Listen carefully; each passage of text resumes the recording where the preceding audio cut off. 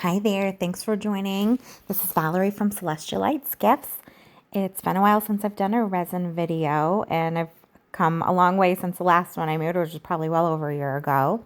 So the first thing I did was I just used some alcohol to wipe down the coasters and trivets because there's dust on them and I want to get the oils off from my hands off of them. Then I kind of map out how I'm going to set up everything because I put food tents over the resined items to keep the dust off. So I'm just placing them and trying to see, how they fit, how many more I can fit under here. The side's going to touch. So I've laid out the first kind of map, and now I'm going to lay the second one down. I learned today 4 across does not work. I did 3 across. And before I start resining, I spray down those food tents, the top and undersides, with just like a squirt bottle of water. That helps with the dust. Dust is a huge issue. My house is dusty anyway. We have forced hot air heat, so you're bound to have dust. So I use KS Resin. I believe this is the Ultra UV epoxy. This one's a little bit thicker, which I like for the coasters. I usually can get away with 1 coat. I also use the Art Elite. It's a little thinner and it has longer working time and more of a bubble release. So this one's about a 45-minute working time. I like to place the resin in 1 cup, and you're doing equal parts. So 1 part hardener, 1 part resin.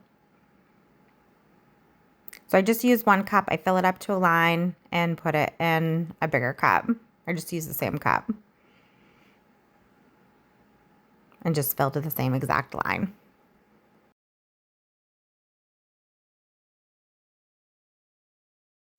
Now comes the harder part. You have to mix this really, really good.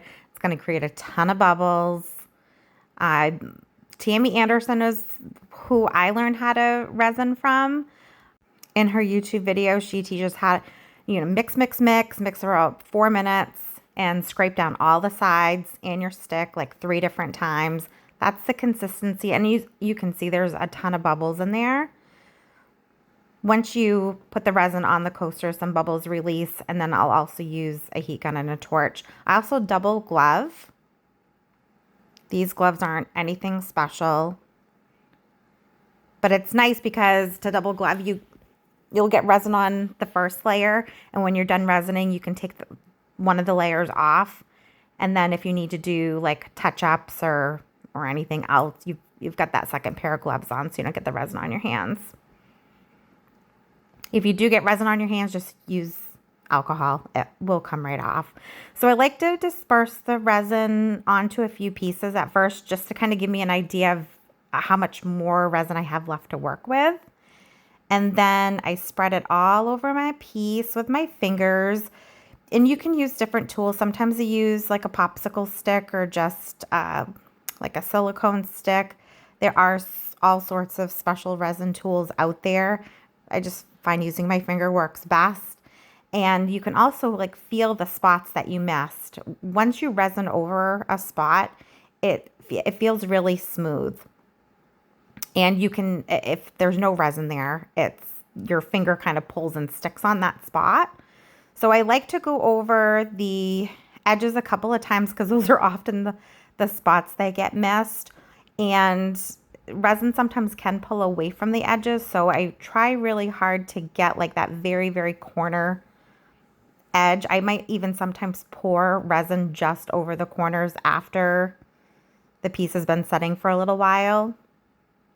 And then I try to like get the unders so the resin doesn't pull even more.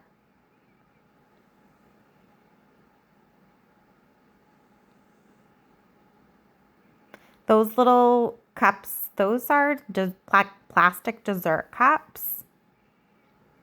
I was really into like reverse flower dips a couple of years ago after watching Fiona Art. And I did try a few. For me, my go-to is the Shelly Art Bloom technique, and that's what you're seeing all of these pieces are. But I find that they work really good because they've got like 5 or 6 little points that hold the pieces really well, whether it's a big piece or a small piece.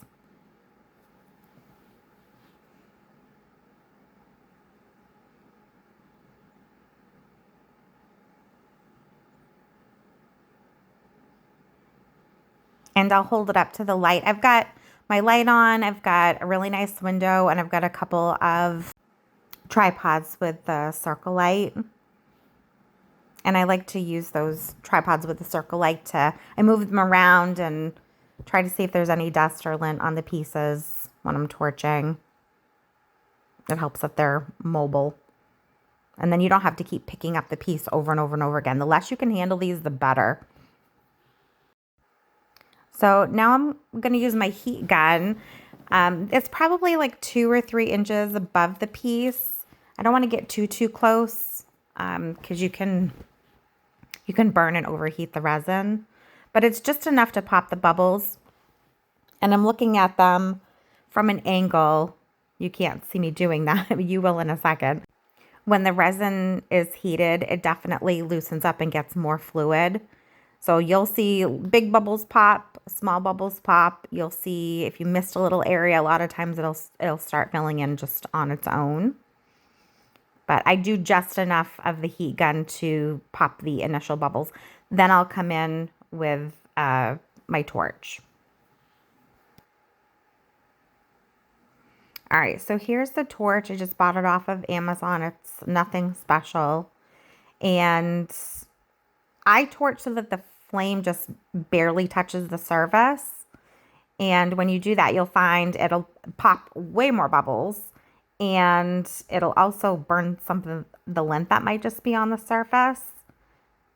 After I torch, though, you'll see me go through and pick out some of the lint that didn't burn off. And you want to do this a few different times. So I do the heat gun first. I come in with my torch. I'll pick out the big lint. Like 10 minutes later, I'll come torch again. And then maybe 10 or 15 minutes later, torch again. Make sure there's no more lint. And then I'll put the cover on. So that's pretty much my process. These are some smaller ones I did. I ran out of resin, so there's probably 6 that didn't get resined. But I'm putting these are huge food tents, by the way. I have smaller ones, but I really like these big ones. Thank you for watching my process. If you have any questions, feel free to ask, and I'll be sure to answer. Have a good day. Bye.